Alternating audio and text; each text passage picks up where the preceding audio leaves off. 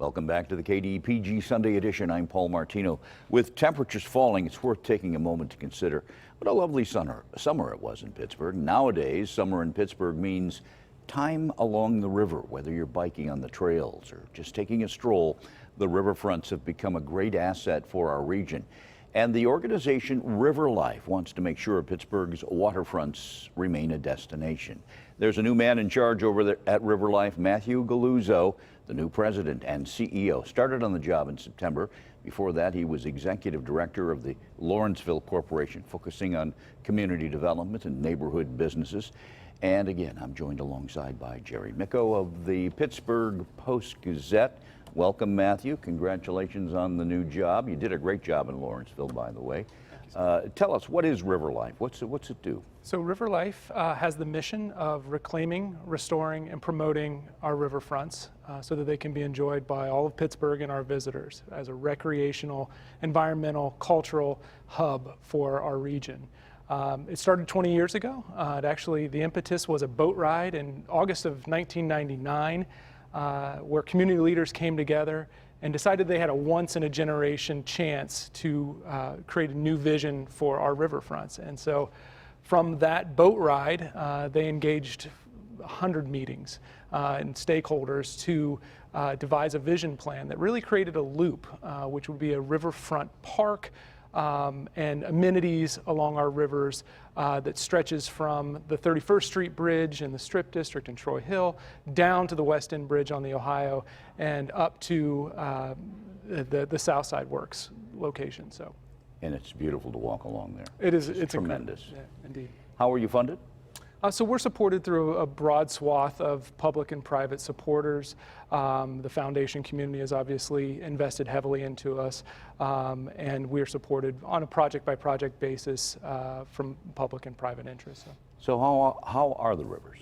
How are we doing? The rivers are in great shape. I think this moment right now is a really important time. So River Life had really made its work on public land, working at Point State Park and the North Shore and South Shore Riverfront Park and the Mon Wharf, and has really segued because of those catalytic investments to focusing on partnering with private development. And as you noted in the opening, there's a ton of investment happening on our rivers from private investment. Literally billions of dollars are pouring into our communities. And I think the role of River Life is to really ensure that we have a steady hand at the helm to ensure that those projects provide for open space and amenities. So how do you go about doing that for listeners or viewers rather who are doing this? How does River Life do that with a private developer comes in, wants to develop along the river? Lawrenceville is a good example where some of that goes on in other places. How does River Life do that? How do you get to be a player at that table? Yeah, I mean, it's really an informal arrangement. We don't have formal control. The good news is most developers are really cued to providing those types of amenities. They know that their tenants, commercial and residential tenants, are longing for connections to the river, for activation spaces and moments, public art, those elements. And so our job is really to help curate that experience and make sure that the developers are doing the right moves. I will say that 2 years ago we worked, when I was at the Lawrenceville Corporation, worked in lockstep with River Life to create Riverfront Zoning, which really sets a standard for mixed-use developments as those are proliferating along the rivers. Yeah, I was going to mention that planning and zoning are involved. For example, the produce terminal that's being developed in the Strip District, there is a provision there where they have to have a walkway through to the riverfront, right? Yeah, so the role of the riverfront zoning on one hand is to provide open space just at the river, but there's also the issue of connectivity. And historically our riverfronts were dominated by heavy industry, and the zoning reflected that. We have general industrial and urban industrial zoning, and the riverfront zoning really replaced that to break up the building so that we have clear connections to the rivers for pedestrians, so that it's an amenity that all can enjoy.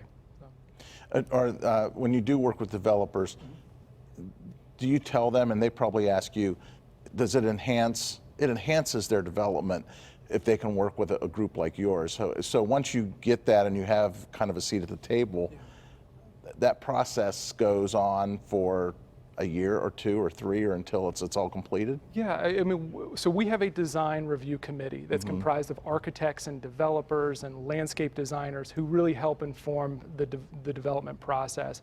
And as you noted, projects take time, and oftentimes they're multi-phase. And so we work really hand in glove with developers, from the outset to help ensure that those projects comport with neighborhood plans. We also historically have provided incentives to ensure that they're high quality designed. The riverfronts are going amazingly well. What about the health of the rivers? Yeah, I think, well, this is the big issue right now. Alcosan just unveiled a $2 billion plan to ensure that we're dealing with our combined sewer overflow. The rivers are a heck of a lot better than they used to be when they were the discharge locations for many of our heavy industry. But we're a work in progress. I think what the beauty of Pittsburgh is that we have plenty of glitter and plenty of grit and plenty of work to do on our rivers. And so we're anxious to work with Alcosan on their plans, work with our community partners to ensure that there's direct benefit to those communities as we're making these investments. So. There's work to be done for sure, but one of the barometers is, I'm told, the fishing is pretty good now. Fishing's great. We have the largest number of boat licenses outside of, I think, Broward County in Florida. I'm an avid paddler, and just over the last 15 years, we've seen remarkable change in the ecology of our rivers and the species of plant life and fish. And the least weasel is now returned to the river. So we're in a good spot for sure, but we still have room to grow, of course. What's ahead?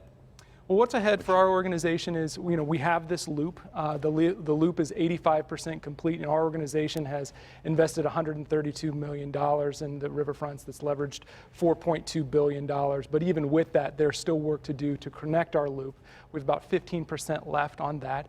Our work moving forward will be on the project side, but also on the programming side. So, we've made a lot of investments, and now it's time to bring those investments alive. And so you'll see programming along the river that we will coordinate in partnership with other organizations who work along the rivers, like Venture Outdoors and Friends of the Riverfront. What type of programming are you looking to do? What should people who love our rivers, want to come down and enjoy them, and you have many beautiful parks and things down there, but what kind of programming are you looking to do? That's a good question, Jerry. So right now we are a supporting partner, as an example, with the Cultural Trust on a project called Art Walk on the Allegheny.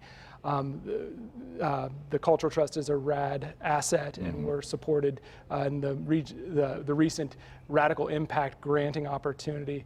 That project will include public art vignettes that start at Fort Duquesne Bridge, right outside of Point State Park, and extend up to 28th Street in the Strip District, where they have this industrial hopper that will be activating with public art. So our goal is, over the coming years, to create new moments as these bookends are developed. So.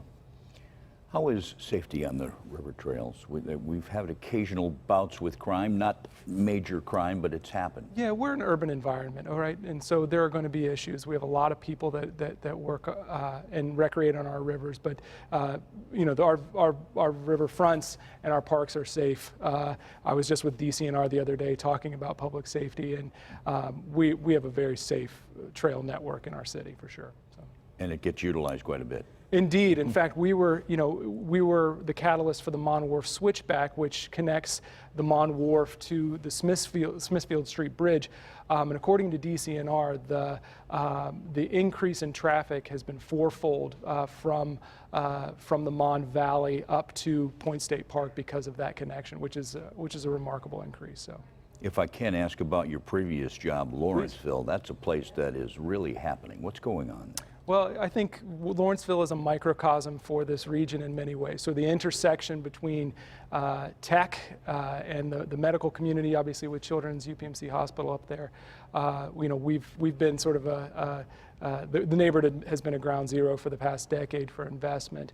I think as a cautionary tale, the Lawrenceville Corporation and our partner organizations, Lawrenceville United, really worked to balance out some of the bananas market forces that are at play there by really focusing on policy, but also being the entity of last resort and doing focusing on affordable housing and creating the first community land trust in Western Pennsylvania to provide a permanent affordable housing. That type of work is essential and I think instructive to some of the things that we're doing with Lawrenceville or with River Life in terms of being that indispensable entity. You hear some remarkable stories about homes there now going for $400,000. 400, every year we were there. It's funny, just anecdotally, one of the stories I encountered right when I got there was this risk that we weren't going to be able to reach a high water mark of $250,000 on residential real estate sales. When I left, I think the high water mark was around $750,000, and so that's unheard of for a river town like Lawrenceville. So. They're beautiful homes, though. I've seen a few of them. Indeed. So. Matthew, continued good work, good success. Thanks for coming in. Enjoyed talking to you very much. Grateful to be with you. Thanks so much. We'll be back in a moment when the KDPG Sunday edition continues.